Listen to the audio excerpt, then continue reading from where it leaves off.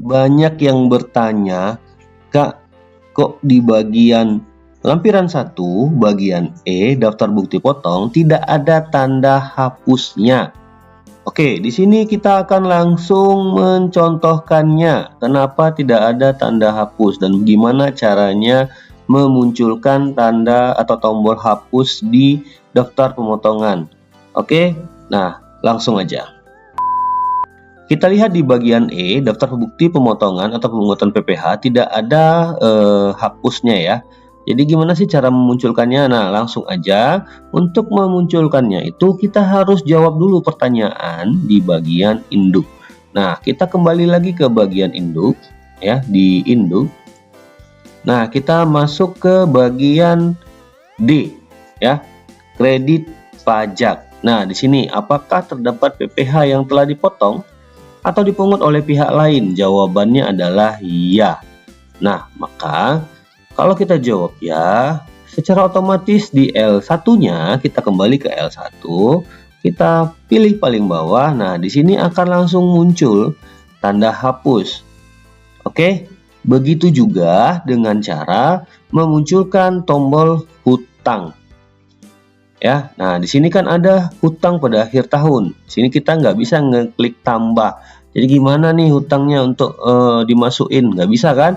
Nah kalau nggak bisa, berarti kita balik lagi ke bagian induk. Ada yang lupa kita jawab. Nah di bagian mana? Nah di bagian bawah ini. Apakah Anda menerima? Maaf. Apakah Anda memiliki utang pada akhir tahun pajak? Nah kalau ada, kita jawabnya ya. Oke, kita jawab ya. Nah, nanti kita balik lagi ke bagian L1. Di hutang tadi akan muncul tombol tambah.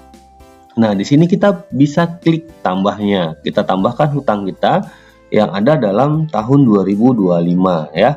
Nah, jadi intinya adalah semua pertanyaan yang ada di bagian induk ini harus kita jawab sesuai dengan keadaan kita.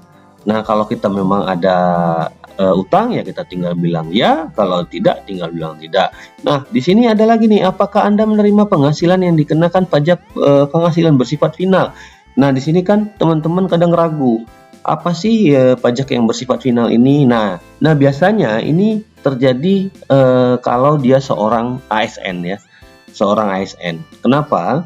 Karena di ASN itu ada yang namanya potongan pajak secara final, di mana penghasilannya itu sudah dipotong sesuai dengan golongan ya, sesuai dengan golongannya. Nah itu biasanya uang makan, seperti penghasilan istri mungkin nanti akan dipindahkan kalau dia gabungin PWP, atau juga dari saham, atau dari bunga, atau bisa jadi juga dari deposito ya. Nah jadi semuanya itu bersifat final. Kalau iya ada, kita klik iya.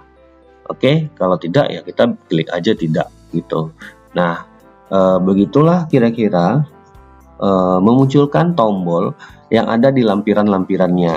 Nah, jadi kita harus jawab dulu pertanyaan di bagian induk semuanya. Jadi langkah awal untuk ngisi SPT adalah jawab semua pertanyaan yang ada di induk terlebih dahulu, baru pindah ke bagian lampirannya. Oke, sekian dulu video dari saya, semoga bermanfaat.